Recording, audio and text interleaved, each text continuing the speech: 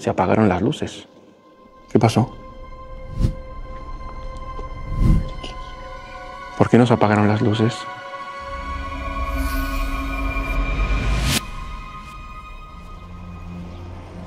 Estamos al lado de la puerta de Damasco, una de las tantas puertas que dan acceso a la ciudad vieja de Jerusalén. En este caso, además, una de las más bonitas. En este caso, además, una de las más transitadas. ¿Por qué? Porque el barrio musulmán de Jerusalén Este da acceso directo a la puerta de Damasco y por tanto cada día cientos, miles de árabes musulmanes de Jerusalén entran a la ciudad vieja y salen por esta puerta. Pero no vinimos aquí a hablar de la puerta de Damasco. Vinimos aquí a hablar de algo que hay a tan solo 100 metros hacia el este de la puerta de Damasco, la cueva del rey Sedequías, Meharat Tzidkiyahu. La cueva de Sedequías no fue en sus inicios un lugar de culto, ni siquiera fue un refugio. La cueva de Sedequías, el lugar en donde nos encontramos ahora, fue una cantera. Desde los tiempos bíblicos, los constructores de la ciudad de Jerusalén han extraído la roca de este lugar. Y hasta el día de hoy se pueden observar en Jerusalén vestigios arqueológicos de construcciones realizadas con la piedra extraída de este lugar, de la cueva de Sedequías.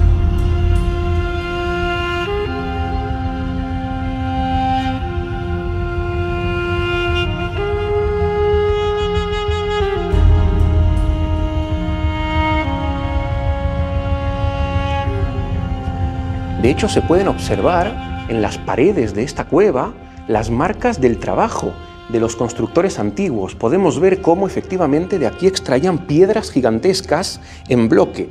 Podemos ver aquí perfectamente el trabajo del cincel, no solamente aquí, sino a lo largo de todas las paredes de esta cueva. Algunas piedras eran más grandes, otras, como podemos observar aquí, en donde se aprecia también de forma clarísima el trabajo del hombre, piedras más pequeñas. Uno de los motivos que explican el por qué extraían piedra de aquí, de un lugar bajo tierra, es que en Jerusalén en invierno hace mucho frío y el estar bajo tierra le proporcionaba a los trabajadores protección ante el clima, ante la lluvia, ante el frío, pero también en verano hace mucho calor y el estar aquí bajo tierra hace que la temperatura más o menos se mantenga y por tanto los trabajadores podían estar trabajando aquí un día completo sin estar expuestos al clima, a las tempestades, al frío o al calor que había afuera.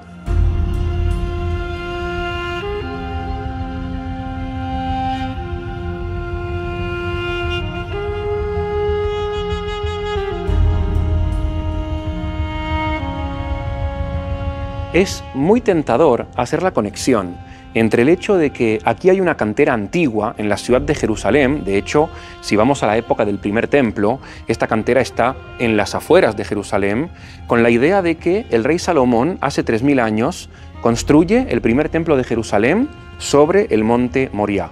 Y por tanto, a lo largo de la historia, muchísima gente ha hecho esa conexión. Y es por eso que hay una tradición que considera que la piedra con la cual el rey Salomón construyó el templo de Jerusalén fue extraída nada más y nada menos que de esta cantera. No obstante, las pruebas arqueológicas no son para nada concluyentes. Si bien es cierto que esa tradición ha permitido que a lo largo de la historia esta cueva se conozca también con el nombre de la Cueva de Salomón, no podemos hoy en día afirmar al 100% que ya en la época del primer templo la gente de Jerusalén utilizara la piedra de esta cantera.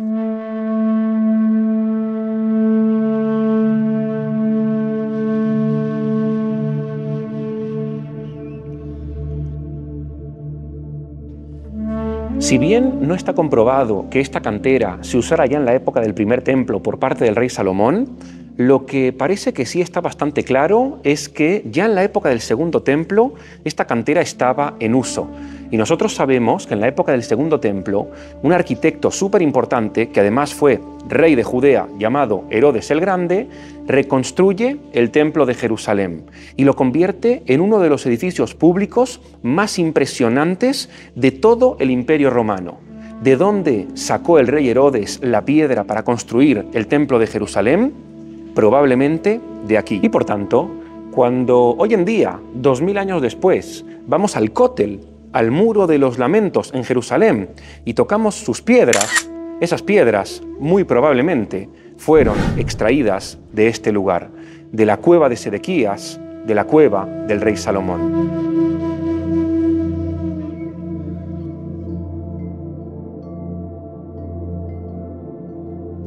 Esta cueva es inmensa, de hecho todo el tiempo podemos encontrar más pasillos, más caminos, más lugares que a priori parecía que estaban cerrados, en realidad están abiertos, porque parecería que esta cueva es infinita.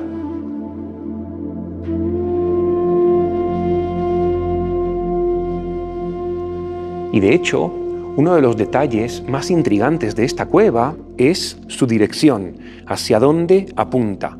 Apunta directamente hacia el monte del Templo de Jerusalén. De hecho, según las investigaciones arqueológicas, el extremo de esta cueva se encuentra a tan solo unos metros antes de llegar al monte Moriah, es decir, a lo que era antiguamente el recinto del templo.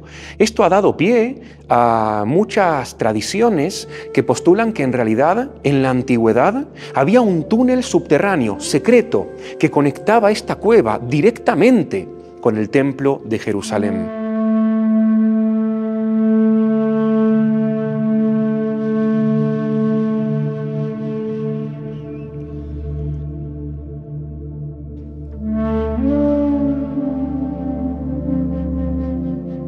Entre todas las capas de historia, misterio y piedra que esconde esta cueva, una de las más sobrecogedoras es la leyenda del rey Sedequías.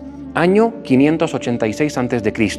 Nabucodonosor lo está buscando porque está conquistando la ciudad de Jerusalén y de hecho él es el que va a destruir el primer templo de Jerusalén.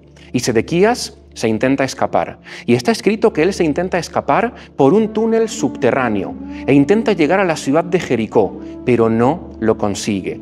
Cuenta la leyenda que el lugar en donde se encontraba ese túnel misterioso subterráneo, utilizado por el rey Sedequías, Tzidkiau, en el año 586 a.C., conectaba directamente con esta cueva. Y es por aquí por donde él se escapa o se intenta escapar en dirección hacia la ciudad de Jericó. Es por eso que esta cueva se llama la cueva de Sedequías.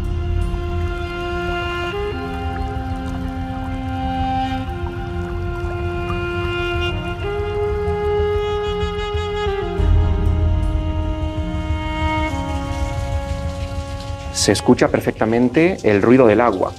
Esto es lo que se conoce como el manantial de las lágrimas de Sedequías.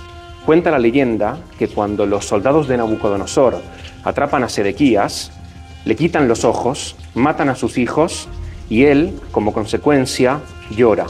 Llora por sufrir ese trágico final y llora también por la pérdida y la destrucción de Jerusalén. Y hasta el día de hoy, cuenta la leyenda, que aquí fluyen sus lágrimas. Este es el manantial de las lágrimas de Sedequías, que podemos ver y escuchar incluso hoy en día.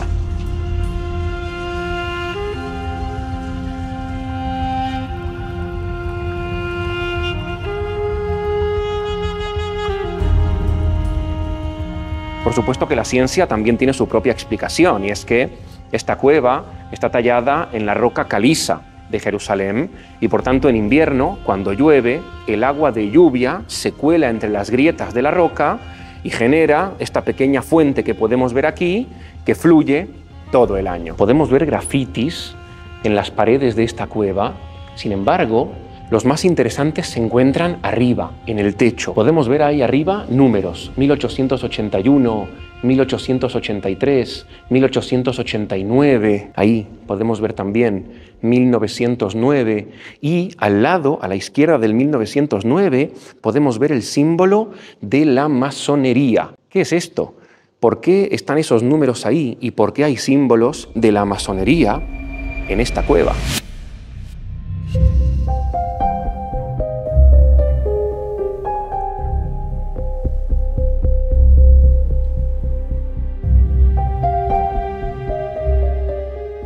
Durante siglos, esta cueva quedó olvidada, oculta bajo las murallas de la ciudad vieja de Jerusalén, y fue recién en el siglo XIX cuando fue redescubierta de forma accidental.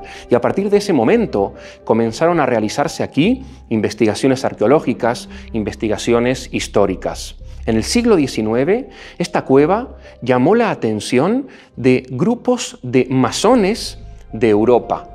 Los masones, que están vinculados con la sabiduría antigua, con la filosofía esotérica, con lo que tiene que ver con los misterios de la historia, encontraron en esta cueva un lugar idóneo para realizar sus reuniones. Y por tanto, tenemos constancia documentada de que en el siglo XIX, en el interior de esta cueva, se reunían masones que venían de Europa. Y ellos son los que dejaban esos grafitis. Ellos son los que dejaban esos números. Son años.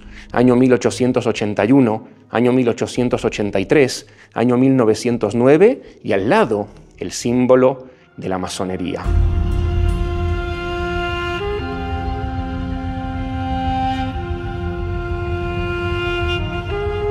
Mucha gente se pregunta cuando visita este lugar, ¿cómo es posible que este lugar exista?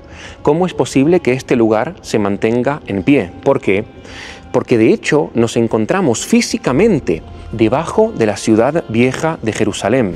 Sobre nuestras cabezas caminan miles y miles de personas todos los días. La gente va a sus comercios, la gente va a sus rezos en las mezquitas, en las iglesias, en las sinagogas. Los niños juegan al fútbol. Miles de peregrinos visitan la ciudad vieja de Jerusalén y sin embargo, esto se mantiene en pie. Tenemos una cavidad inmensa debajo de la ciudad vieja de Jerusalén. La respuesta está en la ingeniería antigua.